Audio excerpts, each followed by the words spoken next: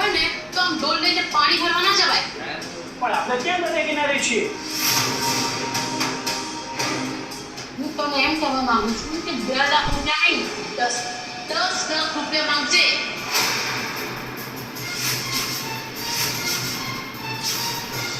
કેટલા? 10 લાખ?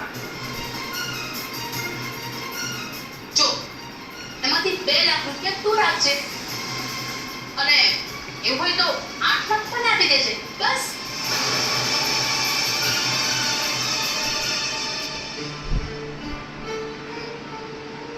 કેમ છો મૃણાલબેન? બસ તમારા આશીર્વાદ.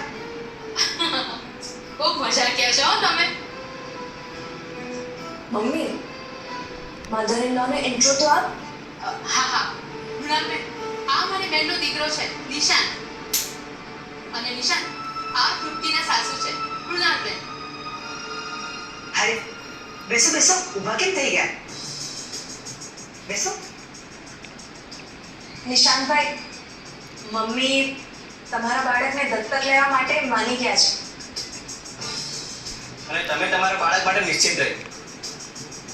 અમે એનું ધ્યાન પોતાના દીકરાની જેમ જ રાખીશું.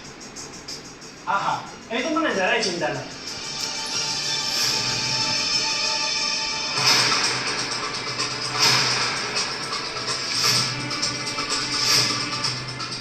નિશાંતભાઈ, તમારા વાઈફ નથી આવ્યા? એને થોડું કામ હતું એટલે ના આવું. તો પછી એમને એડોપ્શનની વાત તો ખબર છે ને? હા હા, ખબર છે ને. તો કઈ વાંધો નથી ને એમને? ના ના, હવે હોતું હશે એને કોઈ જ વાંધો નથી. બસ તો ચાલો આ અડોપ્શનની પ્રોસેસ ફટાફટ સ્ટાર્ટ કરી દઈએ. હા હા, તમારા દાદાના કટકાને હૃદય પર પથ્થર મૂકીને હું તમને સોંપી. ભગવાન મુશ્કેલીનો પહાડ એક સાથે આપે.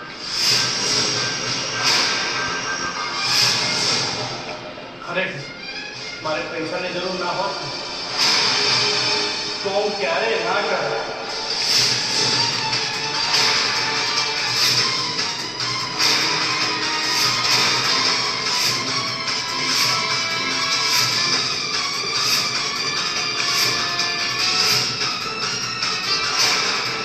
એટલે નિશાંત તો કહેવા શું માંગે છે